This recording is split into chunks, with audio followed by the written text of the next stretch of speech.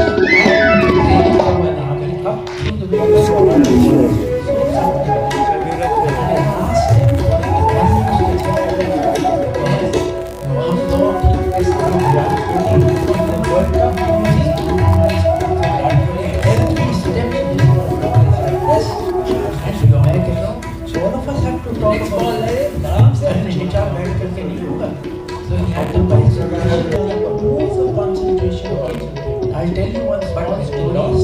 What happened? The whole stadium emptied out. मैं IIT Kanpur गया था, remember that. Number 2, वहाँ मुझे एक लड़का मिला. Study right eyes, try not to move. Or like that girl is looking here, there. He was smiling. Hey, you have to look into my eyes. Smiling, concentration. Yeah. You have to look into my eyes. तो कैसे करें? You have to look into my eyes. Topper, I'm talking of concentration right now. तो मैंने कहा, okay. All of you have to look into my eyes. Join किया. Yeah, you'll sit straight. Sir, मैंने तो कोई coaching institute नहीं join किया. You put what mudra is this? What mudra is this? हमारा कौन सा ज्ञान मुद्रा? ज्ञान मुद्रा like this, chill mudra like this. 3 fingers straight कर दिया. Thumb and first finger touching lightly. Come on, do it, everybody. The students. You want to do it? You can do it. But all the students. Close your eyes. Close your eyes.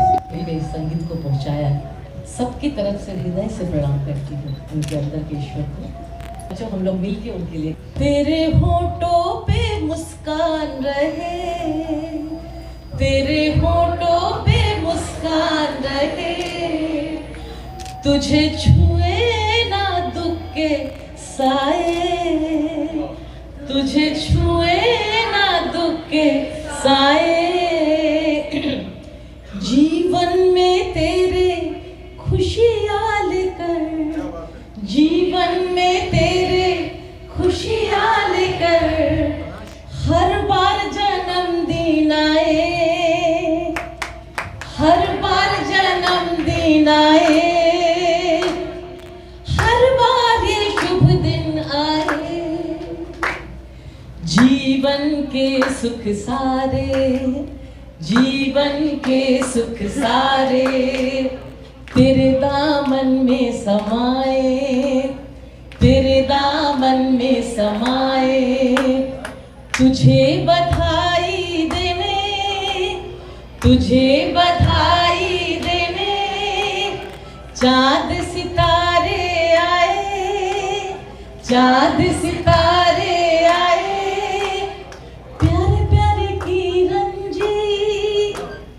प्यारे प्यारे किरण जी, जियो हजार साल तुम, जियो जीवेत शरद शतम, जीवेत शरद शतम।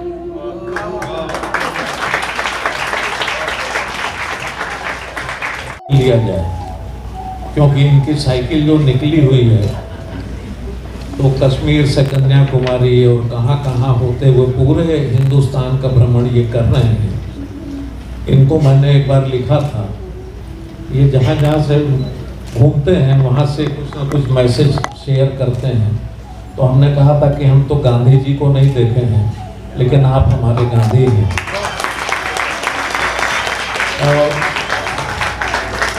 संगीत के लिए इनके हृदय में 1976 में कुछ बातें हुई उठी।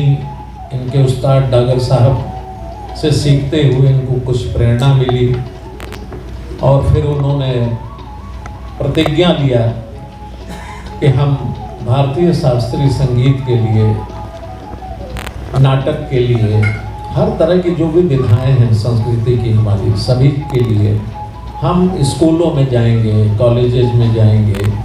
और वो 77 में मूर्त रूप इन्होंने दिया। और मुदागर साहब थे, बिरजू महाराज जी थे और सोनल मानसिंह जी शायद। और 1978 से हम लोग भी जुड़ गए। तो बहुत पुरानी यात्रा है और किरण जी का जो स्वभाव है, इतने नियमी आदमी हैं, इनसे बहुत कुछ सीखना चाहिए लोग। एक चीज और मैं कहूँगा, उस्ताद बिस्मिल्लाह खान साहब, इनके जो गुरु जी, उनने मुझे एक बात कही जो मैं कभी भूल नहीं सकता। उन्होंने कहा आजकल वाह वाह करवाने वाले बहुत हो गए, पर आह निकलवाने वाले गिने की नहीं। No clapping please, no clapping. इस सेशन में कोई क्लैप नहीं करेगा।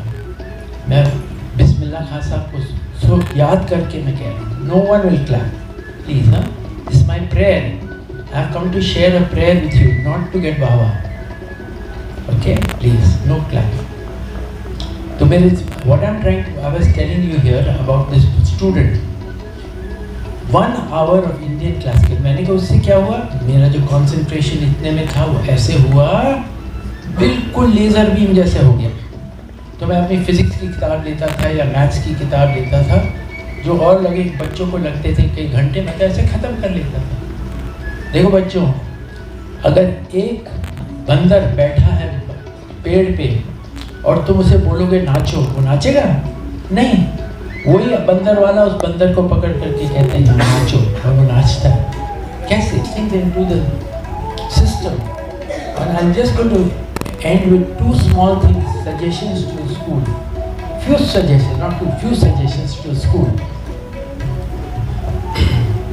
एक तो है, इस पूरी यात्रा में मैंने ऐसे पूछा कितने बच्चे जानते हैं, नाम सुना है भारत रत्न पंडित भीमसेन जोशी का?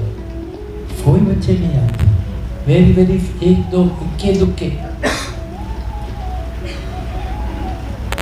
तो हम कहते हैं एवरी डे जब स्टूडेंट्स अंदर आ रहे हों, प्ले राग भैरव बाय पद्म भूषण पंडित राजन और साजन मिश्रा। Why not? जब आ रहे हैं, जब जा रहे हैं दोपहर के वक्त play raga Multani by Padma Vibhushan Kishori Amonkar ji. Next day assembly में जस्ट अनाउंस, डियर चिल्ड्रन, जब आप आ रहे थे you heard raga Bhairav by Pandit Rajan Sajan Mishra Padma Bhushan who were from this place.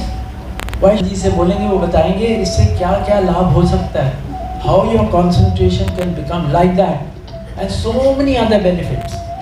कहने का मतलब my dear students, please don't underestimate the power of our classical arts. और किरण सर के लिए क्या कहें, उन्होंने तो हमारी ज़िंदगी, हम लोगों की ज़िंदगी बदल दी। इतनी प्रेरणा उससे मिलती है और हम तो यही कहेंगे कि भगवान उनको स्वस्थ रखें और आगे आने वाले समय में भी वैसे ही हम लोग को प्रेरणा इनसे मिलती रहे। और हम अपनी तरफ से पूरी कोशिश करते हैं कि जैसा ये कहते हैं या जैसा करने को कहते हैं हम वैसा ही कर पाएँ। और इसी के साथ कुछ त्रुटियां भी हो जाती हैं कभी कभी, जिसके लिए हम क्षमा मांगेंगे उनसे, लेकिन पूरी कोशिश यही रहती है कि हम उसी तरीके से कर पाएँ। कभी भी परिस्थितियाँ अपने हाथ में नहीं होती, कुछ हो ही जाता है तो चलता है। और अब बहुत समय हो रहा है, मैं चाहूँगा कि डॉक्टर साहब बच्चों को कुछ कहें। इस वक्त हमारे साथ हैं स्पीक मैके के संस्थापक किरण सेठ जी। किरण जी, सबसे पहले तो जन्मदिन की आपके 75 में हार्दिक शुभकामनाएं। हमें जानना चाहिए, जो साइकिल यात्रा आपकी हो रही है कश्मीर से कन्याकुमारी तक, इसका उद्देश्य क्या, अब तक कितनी यात्रा आप कर चुके हैं? ये मैंने 15 अगस्त 2022 को शुरुआत करी थी श्रीनगर से, और मैं श्रीनगर से नीचे नीचे नीचे आया कन्याकुमारी तक, और कन्याकुमारी से ऊपर आया केरला होते हुए, गोवा होते हुए, मुंबई होते हुए, क्रॉस किया नागपुर होते हुए, छत्तीसगढ़, उड़ीसा, बंगाल, झारखंड, असम पहुंच गया गुवाहाटी, और गुवाहाटी से अब मैं वापस जा रहा हूं, कोशिश कर रहा हूं दिल्ली जाने की। इसके 5 मुख्य उद्देश्य हैं। पहला तो ये उद्देश्य है कि ये हमारी एक आंदोलन है जिसका नाम है स्पीक मैके, society for the promotion of Indian classical music and culture amongst youth. ये हमने 47 साल पहले IIT दिल्ली में शुरुआत इसकी करी थी, जहाँ मैं अभी मैंने ख़त्म किया एज प्रोफेसर एमरिटस। इसका उद्देश्य ये रहा है कि हम स्कूल कॉलेजों में अपनी शास्त्रीय संगीत, लोक कलाएँ, हस्तशिल्प, योग और ध्यान, जो हमारी बहुत अमूल्य चीज़ें हैं, वो हम स्कूल कॉलेजों में ले जाएं। हम करीब 5000 कार्यक्रम करते हैं एक साल में, 500 शहरों देश में और 50 विदेश में। परंतु 5000 भी क्या है, कुछ नहीं है। हमारे देश में तो 20 लाख इंस्टीट्यूशन है।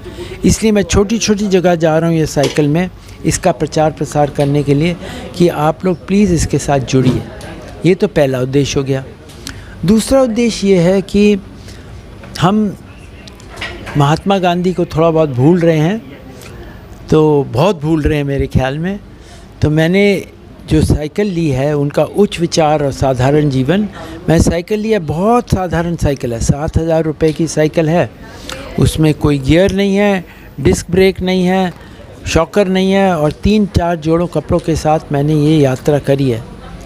तीसरा उद्देश्य ये है कि ये तो पर्यावरण के लिए अच्छा होता है, स्वास्थ्य के लिए अच्छा होता है, पर एकांत में मैं साइकिल करता हूँ, और एकांत में जब साइकिल करते हो तो बिल्कुल एक ध्यान बन जाता है, एक मेडिटेशन हो जाता है। तो ये तीसरा उद्देश्य है।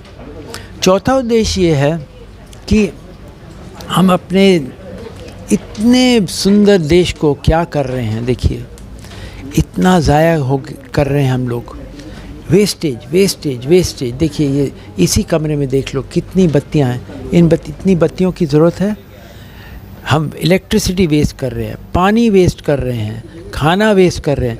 कहते हैं तीसरा विश्व युद्ध होगा पानी पे। अगर हम ध्यान नहीं देंगे तो हम ये विश्व युद्ध को जल्दी बुला लेंगे।